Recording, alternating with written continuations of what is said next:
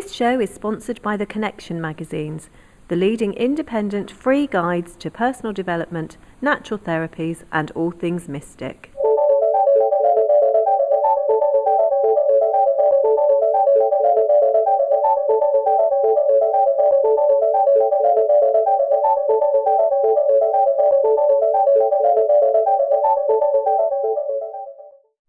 Hello and welcome to the Light and Energy channel with me, Claire Wiles.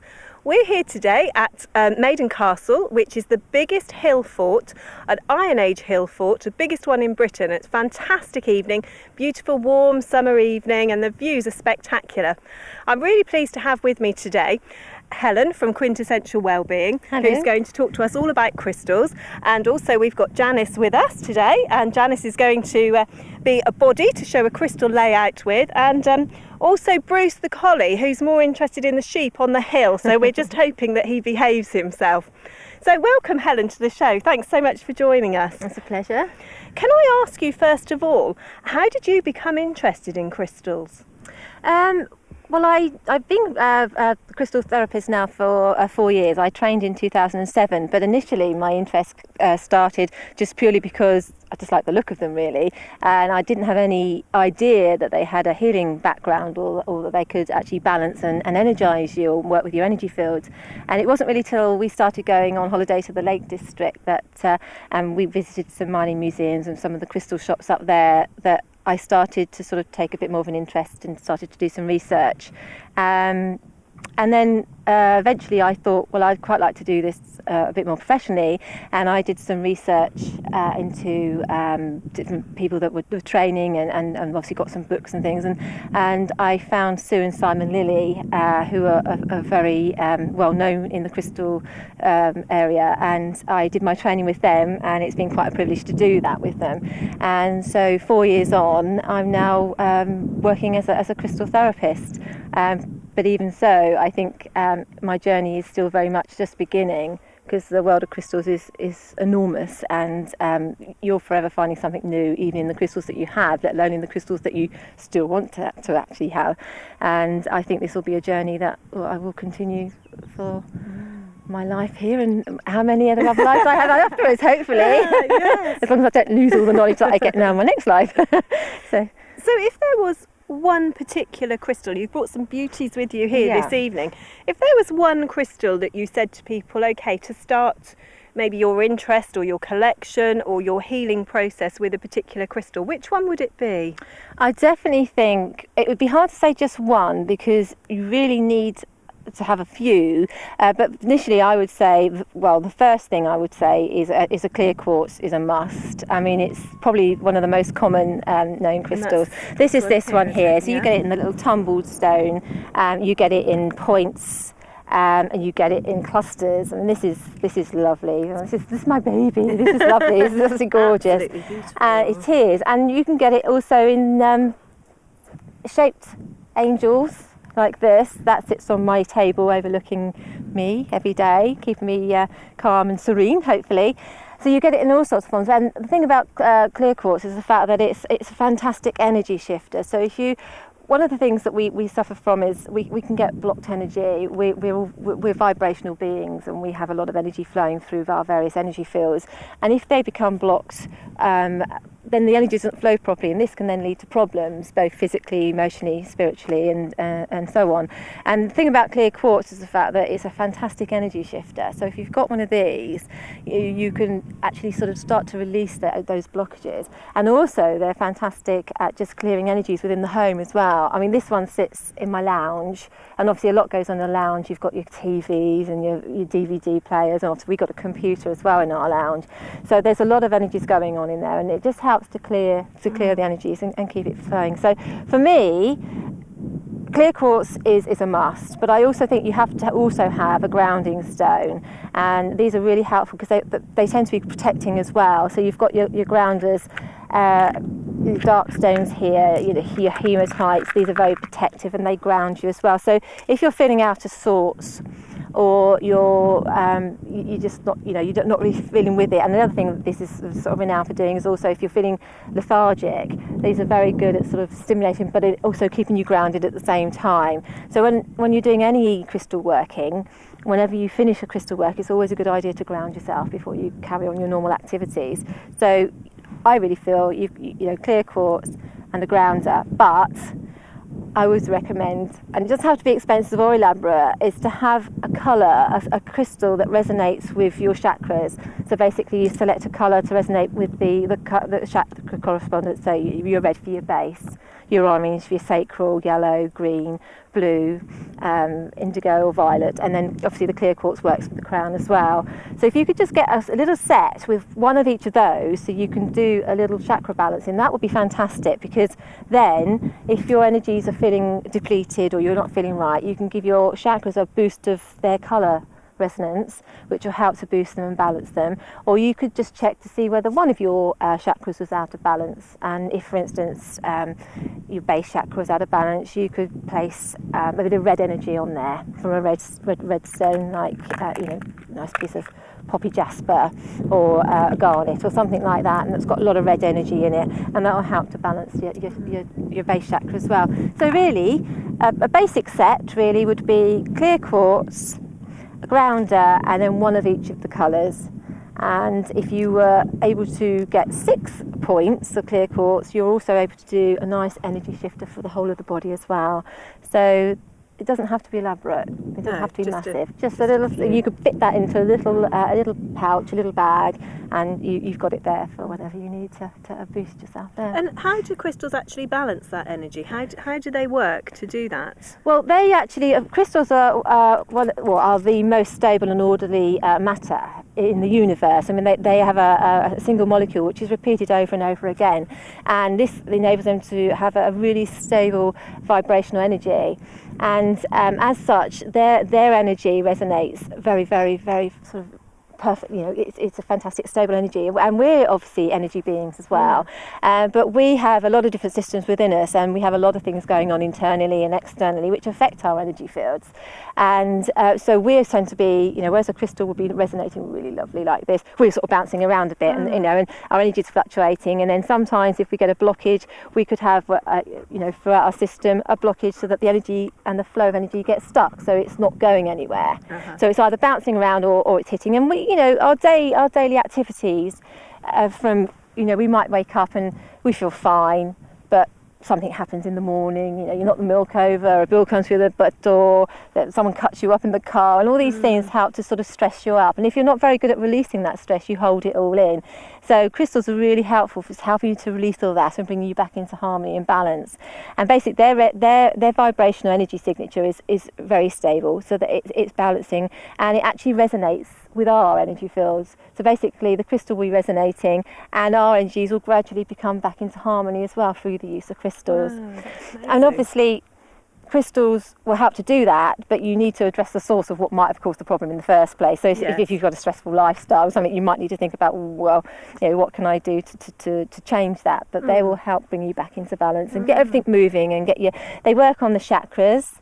They work on the auric field, and they also work on the meridians, all are, you know, and our different energy fields like that. So they are really fantastic for releasing blockages and allowing the energies to flow, and they're fantastic for releasing negative attitudes and negative thoughts, because we as people, we tend to, quite often we can tend to be a bit more on the negative side, maybe. You know, life can be difficult for a lot of people. It's hard to sort of think positively about everything, and crystals will help to try and release some of that negativity and help you to sort of approach things in a more positive way.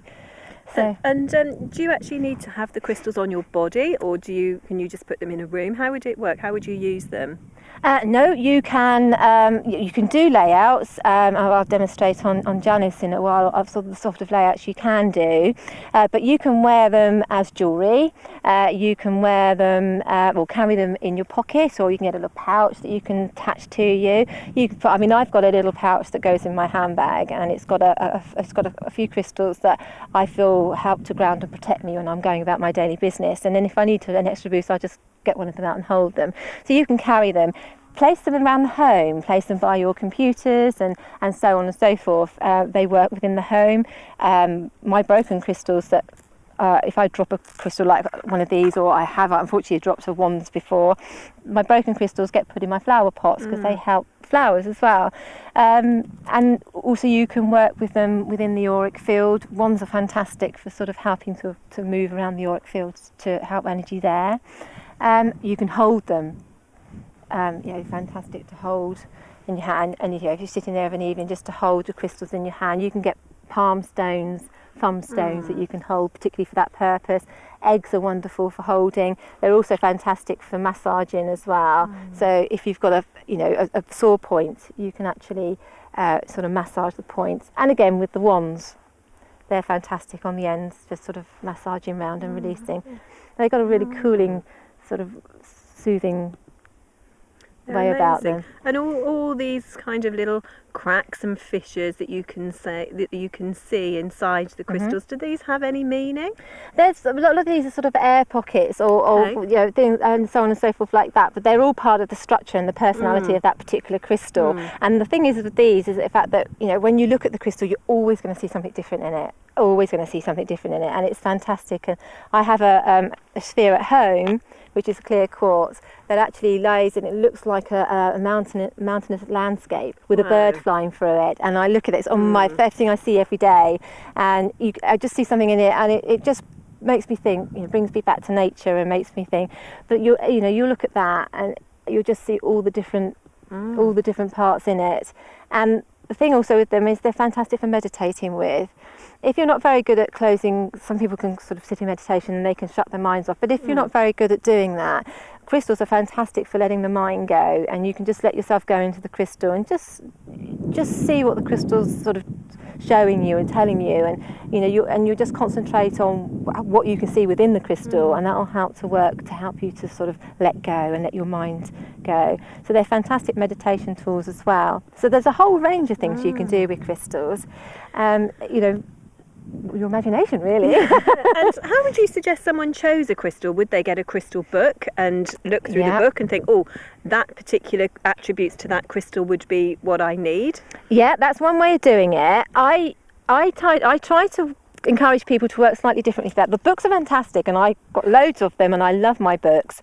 But you can then, the thing you can, if you go by the book and think, right, I'm going to look up, I've got this problem, I'm going to look up what crystal might work for that, and you'll see a selection of crystals. It can be quite limiting, because they might show crystals that you haven't actually got at that time, which means you think, I can't do anything, I haven't got that crystal, I need to go and purchase that. But also it pigeonholes the crystal into that particular quality. And the thing is, you'll find when you work with crystals a lot is that crystals work differently for different people and differently in different circumstances. So you might have a particular crystal that works for you one day on a particular issue, and you'll go to use it again for the same issue, and you may not find it does the same thing, and it might not be necessarily the crystal that you need. And also, like when you're working with the chakras, you might think, well, my base chakra is showing us out of balance. If you're a dowser or you work intuitively, I'll give it a bit of red quality, but it might not be that your chakra needs that red quality. It might need a touch of something else. So I think the best thing you can do is to work intuitively and select a crystal. And the way you can do this is you could pose a question to the crystal and say, right, this is my issue, or this is what's happening today, I need support, or I need something. And then you can douse, if you're a pendulum dowser, if you do dowsing, over your crystals, and which of these crystals is the one for me, and douse. Or you can intuitively just pose the question with your eyes closed, and when you open your eyes, whichever one you're drawn to. And this way, working intuitively with your crystals, not only does it, for me, working with your intuition is your subconscious telling you what your body needs. And we're very much, we love books, we love to do it by the book, and we're taught to do things by the book from the word go, aren't we? We learn things at school by the book, and it is very difficult not to do that. And it's one of the things I'm constantly still working on, and it's one of the things that Sue Lily has actually sort of keeps saying to me, trust your intuition, because I think well, and it's something you work on, but it is a fantastic way of working with crystals, and it doesn't pigeonhole them, and it means that you can then go to them each day, maybe with the same issue, and you may get half a dozen crystals over a period of time that will do that for you. And also, if you do go by the book and it says, for instance, the lapis is going to help you here, and you place it at the throat chakra, it may, if it's not the right one for you, but because the book said it should be, and it doesn't work for you, it may think, well, that's not helping me. I haven't had anything from that, so that can't be right. And and that may put people off working with them. So I always encourage people to work with their intuition as much as possible. But if when I'm working with people, if I get stuck or I can't find something from working with my intuition, or something doesn't feel right, I will refer to my book, a bit like a doctor will refer to their medical manual, and look at what particular medication may be the right thing for you. Then if I can't find what I feel is right intuitively, I'll then look at the book and then find the ones from a few books that tend to correspond the same, and work with that. But they are fantastic, and books give you a wonderful background and all the photos, and they're fantastic for you to learn to identify them. So I thoroughly recommend all the books out there, but I also say please try and work with your intuition as much as possible. And if crystals balance your energy, does that mean that your energy can be left on the crystal? If you say you're in a family home and everybody was using the crystals, would you need to actually clear the crystal before somebody else used it? And how would you do that? That's one of my little, as anyone that's been to one of my workshops or has bought crystals from me, it's one of the things I always say: if you do nothing else, always cleanse your crystals. Cleanse them before and after you use them, particularly when you first buy them, because in a shop, which is a fantastic way of, obviously you can buy crystals on the internet as well as for the shop, but going to a shop means you can see, you can touch, you can feel, you can select the ones in front of you that resonate and work with you. But loads of other people have been doing the same thing, and because they're vibrational and they draw energies into themselves as well, they're going to hold all that energy. So you need to clear all that out, you need to get rid of it, you need to help, and also the crystals benefit from them because they become heavy and dull after a period of time if they haven't been cleansed. And I think also cleansing your crystals is a fantastic way of getting to know your crystals better as well. It's quite an intimate thing, and you choose your own way of cleansing. There are certain crystals that don't like, say, water cleansing and so on, but as long as you know what's the right way of cleaning your crystals, then you'll get to choose your own way of doing it. But I say before and after every session, and also if anyone else has been handling them, and if you've got crystals by your computers or in your home, in your room, don't forget those, because they're sitting there taking on energy all the time, so you need to give them a cleanse as well. So always cleanse. Whenever you think about it, always cleanse and energise your crystals, particularly if someone else has been handling them, because yes, they will take on the energies of the environment and people's handling them. And if you've been doing a healing layer on yourself, or you've done some healing layer on somebody else, then you definitely make sure they're cleansed before you do it again.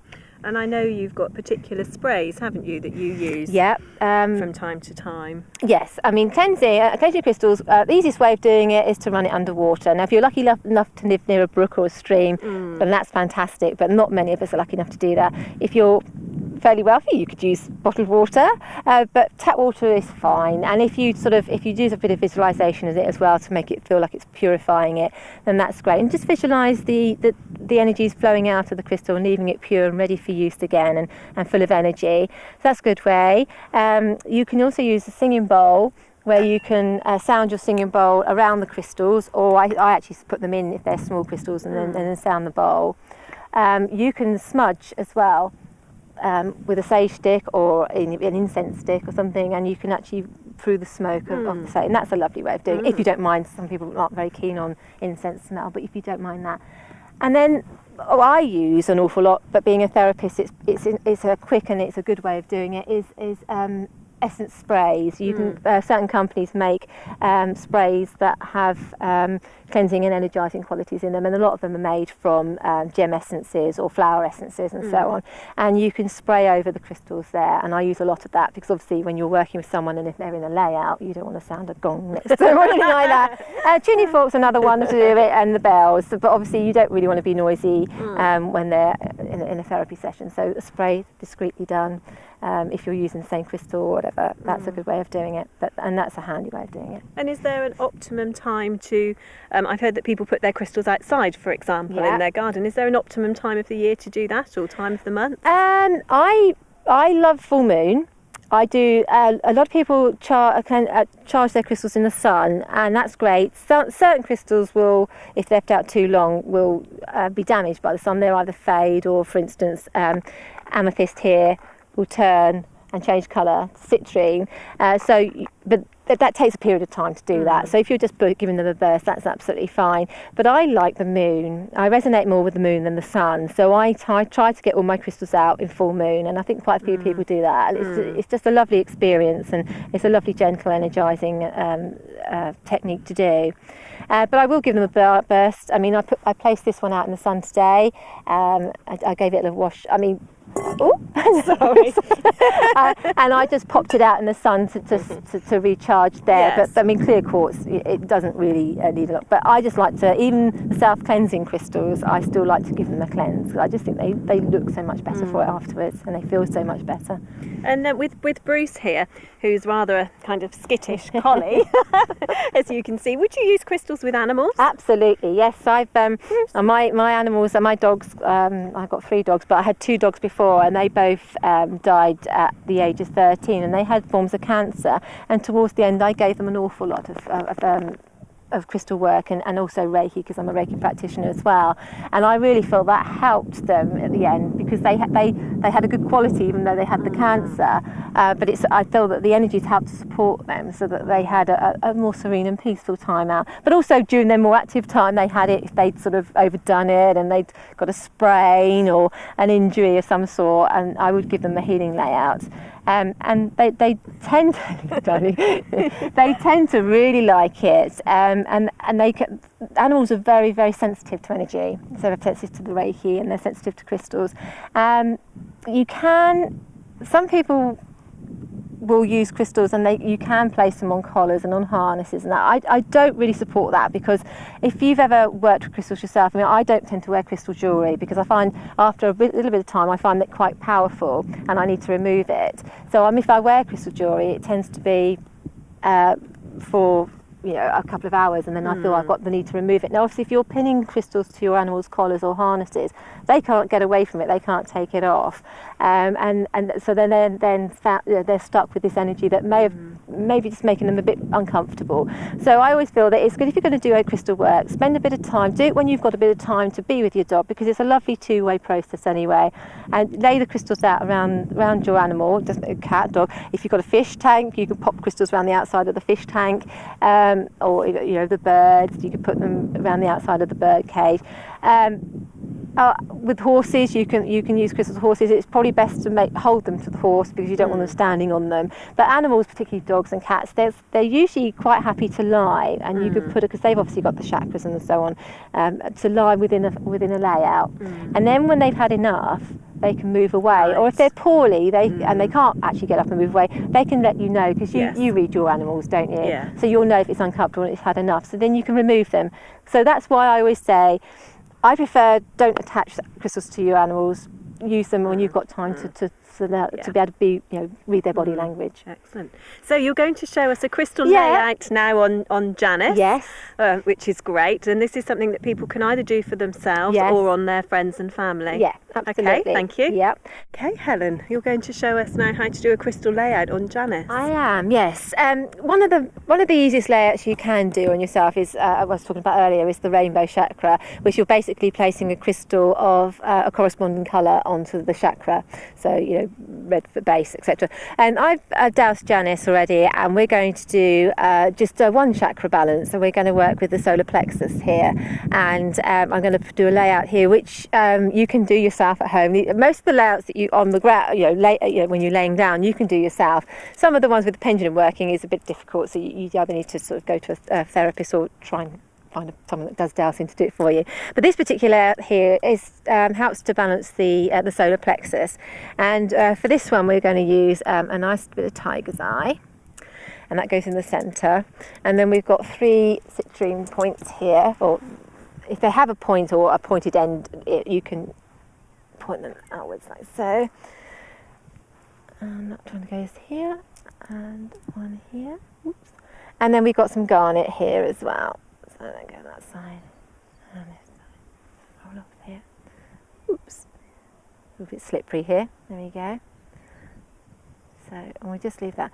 Now what you do when you're working on yourself is you tend to, when you first go into a layout, you'll tend to sort of, you'll start to connect with the crystals, and you may feel a lot of, if you've got your eyes closed, you may sort of see a lot of colour, you may feel energy moving, you may feel sort of sensation or tingling, so on and so forth. And you'll feel like this, and then you'll tend to know intuitively when you're done, basically, because you'll start to feel fidgety or a bit uncomfortable, or you'll find your mind wandering to more mundane things like the shopping list, or I need to put the oven on, things like that. So for me, that tends to be when I know that I'm ready, I've done. But if I'm working with somebody as a client, then what I tend to do is I will douse to find out how long they need to remain in that layout, and by doing that I would just sort of find out, whether it's a minute or 2 minutes and so on.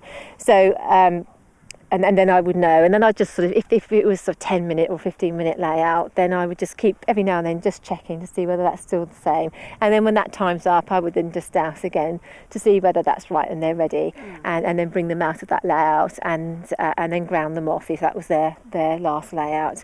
So Janice is now in this solar plexus chakra balance layout here with these lovely stones, and she would just lay peacefully in that layout for the time that she needed to be in there. And Helen, you brought with you that beautiful crystal wand. How might you use that with somebody? Right, the wand is fantastic, and you can do this on yourself. The wand is fantastic because it helps to move the energies within the auric field, and so you can actually start to unwind the energy. So what you tend to do with the wand is you'd start at the feet and you'd work up to the crown, and with the point facing outwards when you first start, you'd do circular movements anti-clockwise going up the body, and you sweep round as much as you could in the aura and around you as much as you could, and you keep going rounds and rounds, and then so until you got to the top of the head, and then when you got to the top of the head you turn the point downwards, so you're drawing in. So basically what you're doing is you're releasing all that energy, and you're unwinding all that blocked energy and releasing it up into the universe, letting it go. And then when you get to the top, you're turning the tip down, and then you're then coming in that's right, isn't it? Clockwise. It's very difficult when you go better, and you start to wind yourself back up again. It's a bit like screwing and unscrewing a jar. So you're then drawing in the energy, and you're winding all that up, and you're bringing in some really nice vibrant energy from the universe and all through that aura, and you're just basically whisking it all up and getting it moving and re-energising it and re-energising the auric field, and that's a lovely one to do. Oh, Brucey. Bruce must like it. He must do. Oh. And how do you feel, Janice? Loved. I think Bruce is benefiting from the crystals too. Yeah, he looks happy. He does look happy. Oh. So on that note, thank you so much, Helen, for joining us today. Helen's website is www.quintessentialwellbeing.co.uk, and there's a multitude of really interesting information on there, and also an online shop for your crystals. So, enlightened energy from me, Claire Wiles, and don't forget to have a look at our website, of course, nearly forgot, www.thelightenenergychannel.tv, and find us on Facebook. Thank you for joining me today. Bye-bye. Thanks to our sponsors, the Connection magazines. The 3 regional magazines cover the South West, London and South East, and the Midlands and North West, with articles and columns by local writers, plus Steve Judd, Karen Kay, Gail Force, and many more contributors. They are available from local outlets or to read online. You can advertise from only £230 a year your events, therapies, centres, courses and workshops, retreats, readings, products for sale, organic and vegetarian shops, with them to thousands of like-minded people. For more information, visit www.theconnections.co.uk.